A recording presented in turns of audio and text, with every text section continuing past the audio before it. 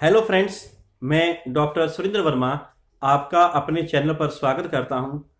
दोस्तों, अगर आपको भी आंख में तेज दर्द होती है या एकदम सिर दर्द होता है और साथ ही साथ आपका एक साल में 2 या 3 बार आंख के चश्मे का नंबर बदल गया है और आपको कई बार बीच में चक्कर भी आते हैं और उल्टी का भी मन होता है, तो ये आपको ग्लूकोमा यानी काले मोतिये की निशानी हो सकती है।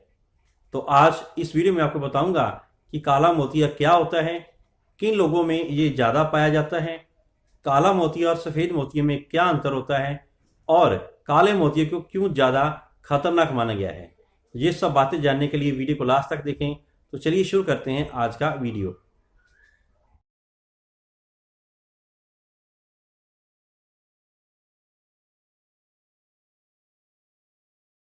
तो सबसे पहले ये बात करते हैं कि ये काला मोतिया होता क्या है। दोस्तों, जैसा कि सब जानते हैं कि हमारी आंख जो हमेशा गीली सी नजर आती है, वो गीली इसलिए होती है कि इसके अंदर पानी का प्रभाव लगातार होता रहता है। मेडिकल भाषा में उसको एक्वस चैम्बर, उसके बीच में एक फ्लूइड होता है, वो लगातार इसके बीच में चलता रहता है। हम आम भाषा में कह सकते हैं कि आंख के अंदर एक पानी की पदार्थ लगातार बनता रहता है और नीचे नीचे ड्रेन होता रहता है, और जिसके कारण ही आंख हमारी गीली रहती है। इसको हम एक्वस फ्लूइड बोलते हैं।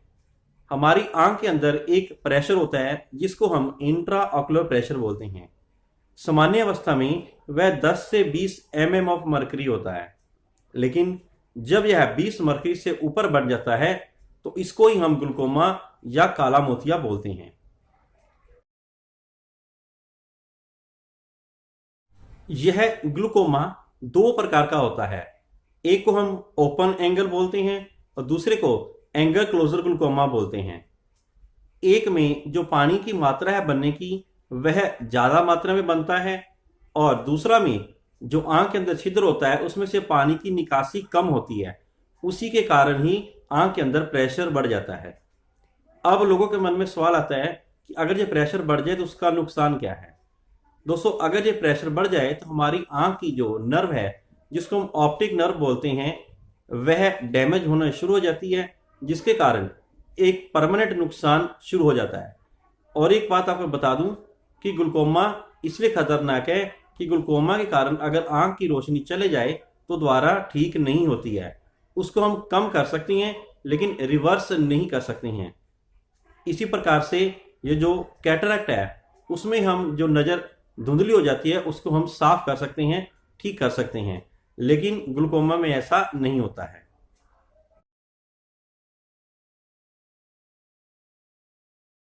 अब ये बात करते हैं कि किन लोगों में ग्लूकोमा ज़्यादा पाया जाता है। दोस्तों, इसका कोई डेफिनेट कॉज नहीं है और ना ही इसकी कोई डेफिनेट एज है। ये बच्चों में भी पाया जा सकता है, लेकिन आमतौर पर ये 40 से ऊपर की एज के मेल या फीमेल में ज़्यादा पाया जाता है। फीमेल में भी यह ज़्यादा पाया जा रहा है। और साथ ही साथ अगर आपके अंदर कोई हेरिडिटरी इफेक्ट है, यानी आपके दादा दादी या नाना नानी में से किसी को भी ये हो चुका है, तो इसकी संभावना आप में होने की ज़्यादा है। लेकिन एग्जैक्ट क्यों होता है, इसका कोई डेफिनेट कॉज नहीं है।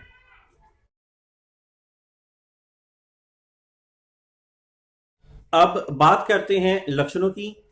तो मैं ये बताना चाहूँगा कि ग्लूकोमा का शुरुआत में कोई लक्षण होता ही नहीं है, इसलिए मरीज को इसके बारे में पता नहीं चलता है, और जब उसको पता चलता है तब तक काफ़ी डैमेज हो चुका होता है। फिर भी अगर हम बात करें तो जो एक्यूट केसेस हैं जिसमें ग्लूकोमा का अटैक होता है, उसमें एकदम आंख या सिर में बहुत तेज दर्द होती है, और साथ ही साथ रोशनी वाली चीज की ओर देखने पे उसके इर्द गिर्द उसके घेरे में एक तरह के छल्ले से नजर आते हैं। ये उसकी पहचान है। और अगर ये अटैक ज़्यादा हो तो उसमें मरीज को कई बार उल्टी का भी मन होता है और चक्कर भी आ सकते हैं। जैसा कि मैंने आपको बताया कि मरीज को इसकी शुरुआत में कोई भी प्रॉब्लम नहीं आती है, इसलिए इसका पता मरीज को तब पता चलता है जब वह अपने आंख के डॉक्टर के पास चेक कराने जाता है। वो जाता तो किसी और प्रॉब्लम के लिए, लेकिन जब आंख का डॉक्टर इसको प्रॉपर चेक करता है उसमें पाया जाता है कि इसका ग्लूकोमा है, तो ये एक्सीडेंटली इसको कह सकते हैं डायग्नोज होता है। और इसी ग्लूकोमा के चलते हमारी जो ऑप्टिक नर्व है, जो कि हमारी आंख से लेकर ब्रेन तक जाती है, सिग्नल लेके जाती है, वह डैमेज होना शुरू हो जाती है। और ये डैमेज कई बार इतना बढ़ जाता है कि मरीज को बिल्कुल भी दिखाई नहीं देता है। लेकिन यह सब एडवांस स्टेज में होता है। शुरुआत में मरीज को तो पता ही नहीं चलता है कि उसको कुछ हुआ है।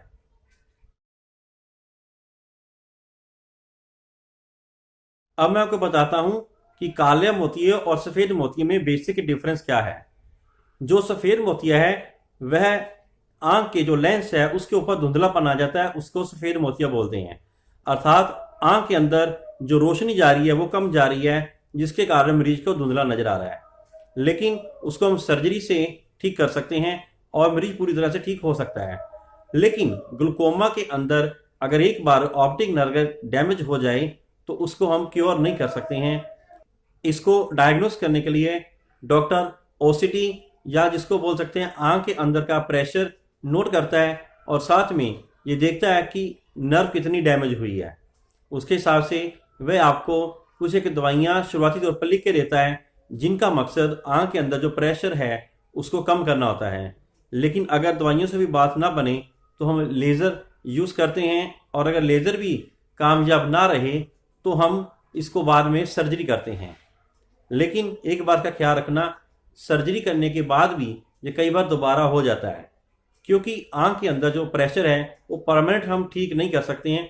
उसको कंट्रोल तो कर सकते हैं लेकिन पूरी तरह से ठीक नहीं कर सकते हैं। इसलिए हम कह सकते हैं कि काला मोतिया इसलिए ज़्यादा खतरनाक है क्योंकि इसका जो डैमेज है वह परमानेंट होता है, जबकि सफ़ेद मोतिया जिसको हम कैटरेक्ट बोलते हैं उसमें डैमेज टेम्परेरी होता है। तो दोस्तों, ये थी कुछ एक महत्वपूर्ण जानकारी ग्लूकोमा के बारे में। आशा करता हूँ कि आपको ये जानकारी अच्छी लगी होगी।